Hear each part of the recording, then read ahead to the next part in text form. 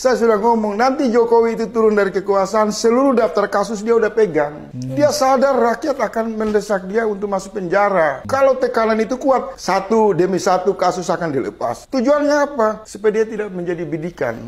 Gawat setelah para menteri loyalis Jokowi mendatangi kediaman Jokowi di Solo. Jokowi kembali mengumpulkan dan memberi arahan kepada peserta sekolah staf dan pimpinan menengah Polri atau Sespim Men Polri di kediamannya. Kemarin kami ketemu sama Sunarko. Sunarko itu adalah mantan Danjen Kopassus.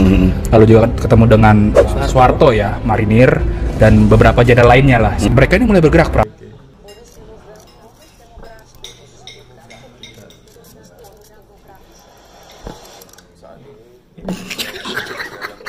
Sahabat Henrys, yuk kita coba telaah, analisa apa yang saat ini lagi terjadi, gejolak politik yang terus memanas, yang tampaknya tidak ada habisnya. Mulai dari dugaan ijazah palsu, para purnawirawan mulai angkat suara, rapat di Istana Wapres itu dibatalkan oleh Presiden. Putra Trisno yang tadinya bakal dimutasi akhirnya digagal ya. Belum lagi ini ada video yang lagi viral banget di sosial media, pertemuan Jokowi dengan para tinggi Polri. Pokoknya banyak lagi. Kejadian demi kejadian, ini ada gerakan senyap ya.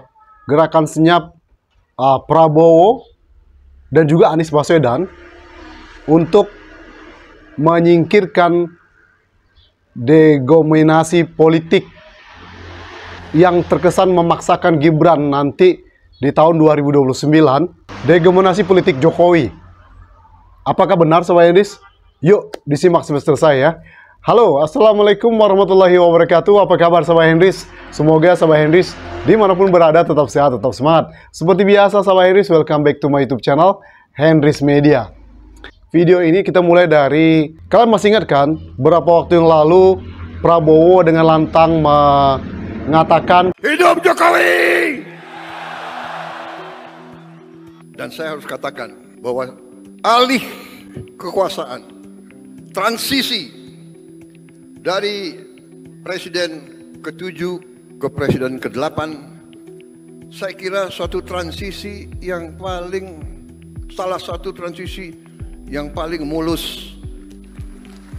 Dan saya katakan di sini, kita berhasil karena kita didukung oleh Presiden ke-7.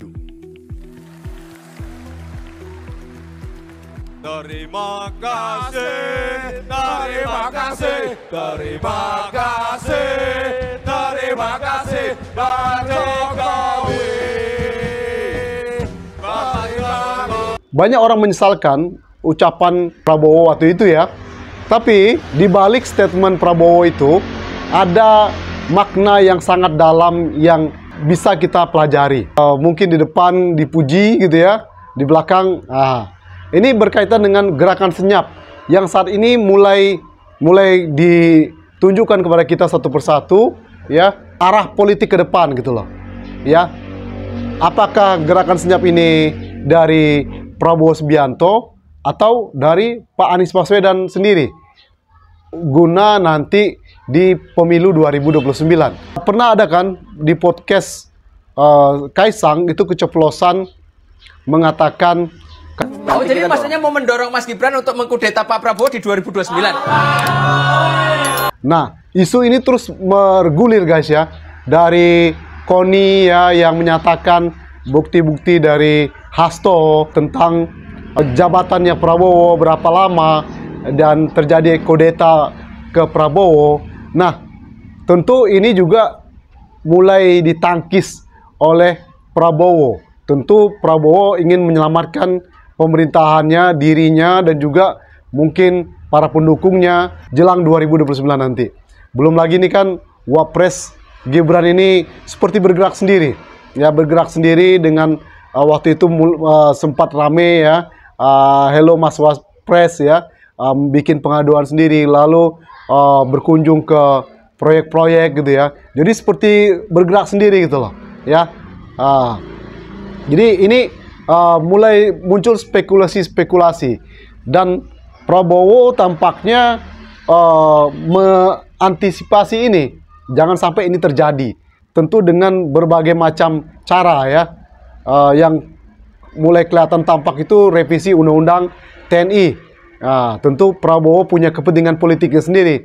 Mengapa itu dilakukan? Walaupun banyak diprotes oleh masyarakat. Benar nggak Sobat Hendris? Itu kalau saya melihatnya gitu ya. Jadi kayaknya Prabowo melakukan banyak manuver-manuver politik juga. Ya, tentu Prabowo membaca juga arah politik ke depan gitu ya. Bagaimana nanti tidak hanya di 2029, tapi juga sebelum di 2029, apalagi ada isu-isu kudeta Prabowo. Tentu Prabowo dengan segala upaya mencoba untuk memprotek gitu ya, jangan sampai ini terjadi. Dan ini udah mulai kelihatan nih kan, yang tadinya mulai isu matahari kembar antara Prabowo dan Jokowi gitu ya. Apalagi banyak para menteri juga yang datang ke Solo, dan baru-baru ini video beberapa anggota polisi yang ketemu dengan Jokowi ya. Kenapa gitu loh. Nah, karena kita tidak bisa menutup mata. Ternyata Jokowi ini walaupun sudah tidak menjadi presiden alias mantan presiden, tapi powernya itu masih kerasa banget gitu guys ya. Menteri ngelapor ke Jokowi saat Prabowo ke luar negeri, apa urgensinya gitu loh. Apalagi dia bilang ketemu bos gitu ya. Lah, bosnya sekarang siapa kan gitu ya. Kalau silaturahmi, nggak mungkin kan politisi itu hanya silaturahmi biasa, pasti ada maksud dan tujuan kan gitu ya. Nah, apalagi ada muncul istilah geng Solo, mulai kelihatan gitu ya. Jadi mulai kelihatan, apalagi dengan statement Rocky Gerung yang mengatakan Prabowo harus melepas bayang-bayang Jokowi atau jangan lagi bertemu secara politik dengan Jokowi. Kalau di awal-awal pemerintahan kemarin kita perhatikan gitu ya, Prabowo dengan Jokowi itu intens bertemu. Ya mungkin Prabowo melihat karena kemarin didukung oleh Jokowi, ya jelas-jelas dia mengatakannya gitu ya di media juga. Jadi mungkin menghargai, menghormati orang yang telah membantu dia sekarang menjadi presiden. Mungkin seperti itu guys ya. Nah, tentu di lain sisi ya kan, Prabowo ingin protek ya dengan isu-isu yang terjadi. Apalagi kan tampak sekali Jokowi ingin seperti memaksakan Gibran ini calon kuat di 2029. Bahkan mungkin sebelum 2029 kalau benar isu kudeta itu ya kan. Coba kita perhatikan bagaimana Gibran berusaha untuk mencari simpati ya kan, mencari empati dari masyarakat dengan membuat video podcast terbaru tentang hilirisasi yang mendunia. Itu ditertawakan oleh netizen, oleh khalayak ramai, oleh warga. Jadi dia membuat ya semacam podcast gitu ya, kayak Ferry Irwandi gitu ya. Tapi banyak ditertawakan oleh warganet. Kita mau challenge nonton video Gibran guys. Tok. Nanti take ya. Kolaborator. Oh iya, oke.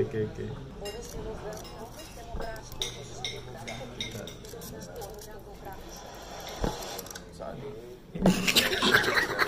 yang sangat menentukan. Beragamnya tantangan global, baik itu ekonomi, perang dagang, geopolitik, maupun perubahan iklim yang membawa perubahan di berbagai sektor. Tapi di sisi lain, Indonesia yang besar sebagai negara yang menaungi kehidupan 284 juta penduduknya harus tetap tumbuh, harus tetap lincah dan adaptif.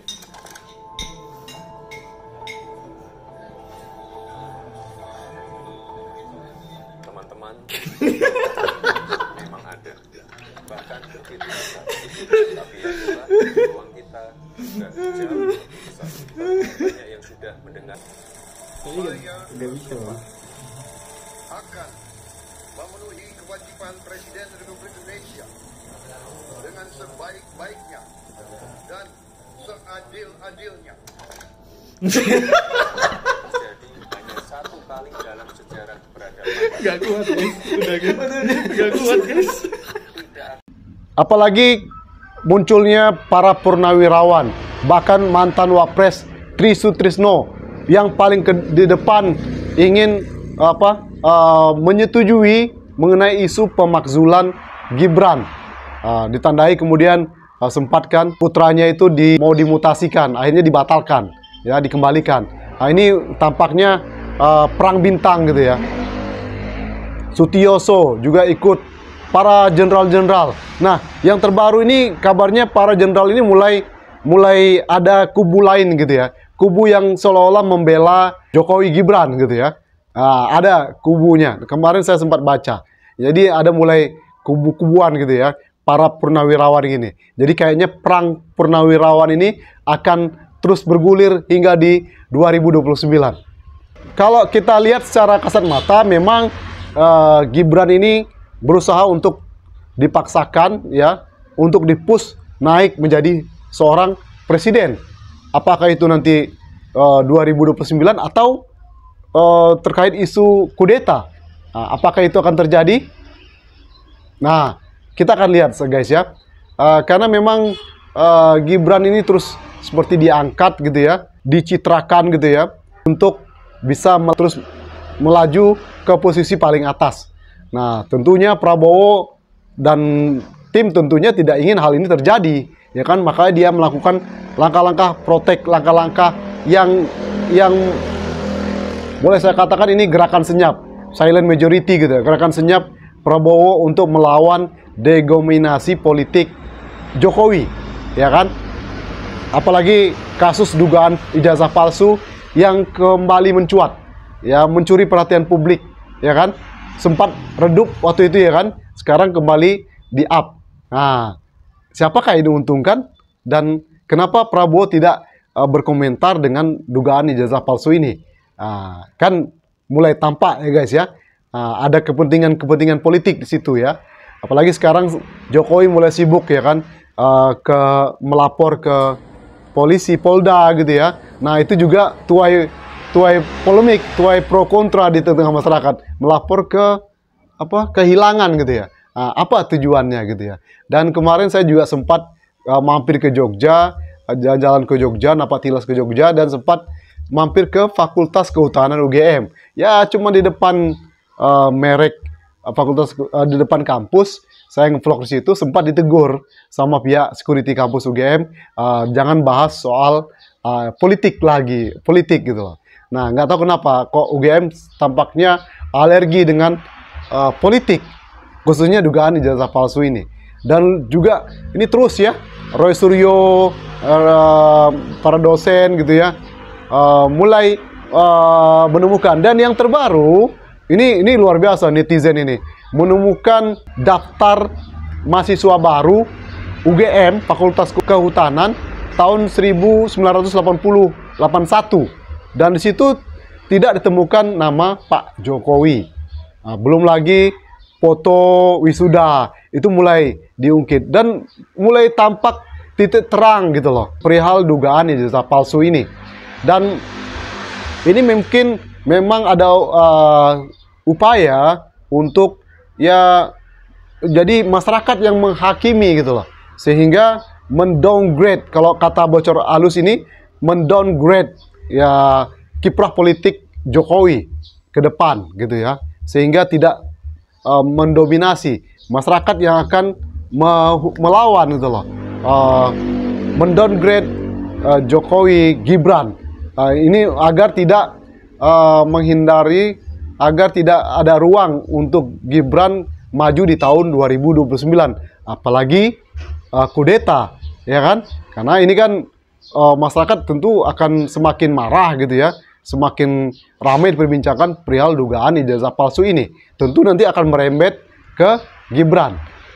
Jadi ini mungkin gerakan senyap yang sangat luar biasa, strategi politik yang menurut saya politik tingkat tinggi gitu ya, ke-up dugaan ijazah palsu, akhirnya kemana-mana gitu kan, merembet kemana-mana.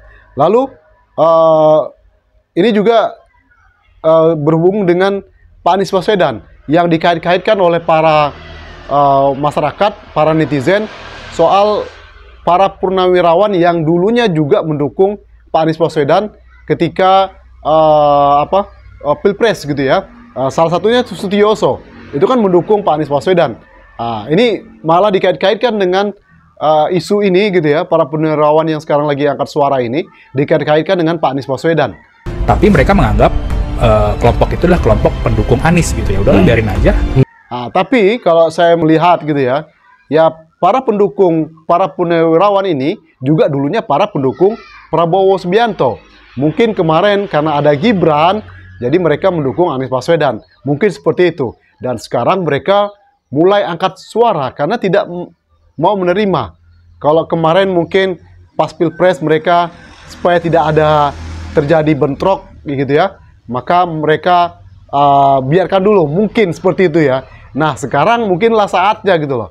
Apalagi kan Pak Prabowo pun sepertinya memberikan sinyal, silakan digulirkan kasus dugaan ijazah palsu ini ya, karena itu tentu juga menguntungkan politik Prabowo ke depan ya kan, dan menyelamatkan Prabowo sendiri. Nah begitu juga dengan Pak Anies Baswedan, tentu punya keuntungan dan kepentingan juga di ramenya kasus yang sekarang lagi nggak ada habis-habisnya gitu ya.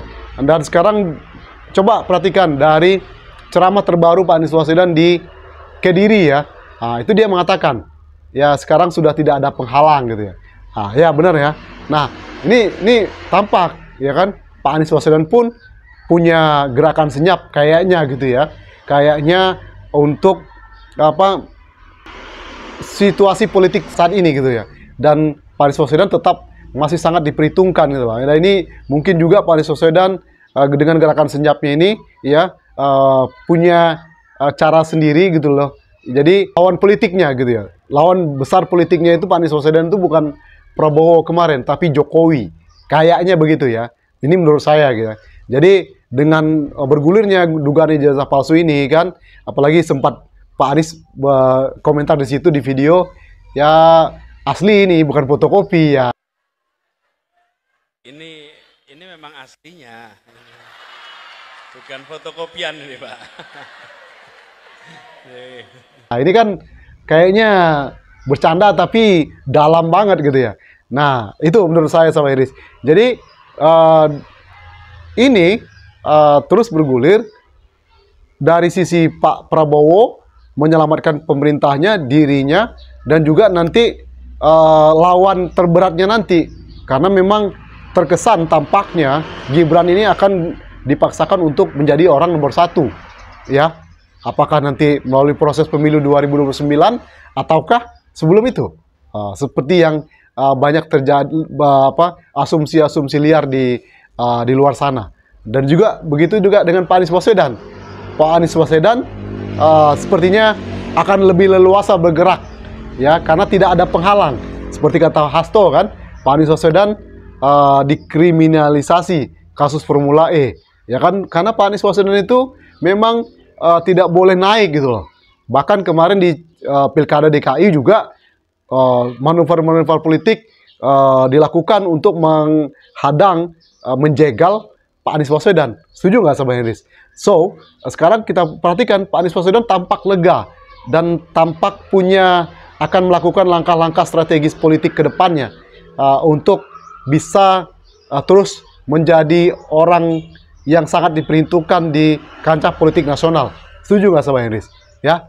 Nah, sekarang kita lihat nanti bagaimana gebrakan Anies ke depannya, tentu dengan menyingkirkan lawan besar politik Pak Anies Baswedan mungkin lewat Prabowo yang sekarang lagi rame, ya kan? Lewat jalan-jalan lain gitu ya, dengan isu-isu lain, dengan langkah-langkah lain, maka jalan Pak Anies Baswedan ke depan punya peluang yang semakin besar gitu loh.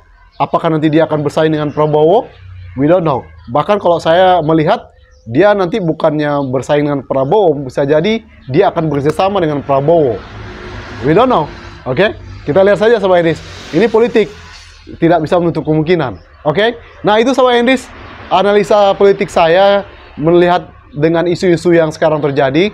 Kalau ada kurangnya saya mohon maaf. Saya juga masih baru belajar. Saya mengamati pemberitaan, podcast gitu ya, pendapat, yang saya analisa, yang saya bisa telah. Mungkin kalian punya analisa lain, silahkan komen di bawah guys ya. Oke, itu saja video kali ini. Thank you for your attention one more time. Don't forget to subscribe, like, comment, and share. See you in the next video. Wassalamualaikum warahmatullahi wabarakatuh. Bye-bye.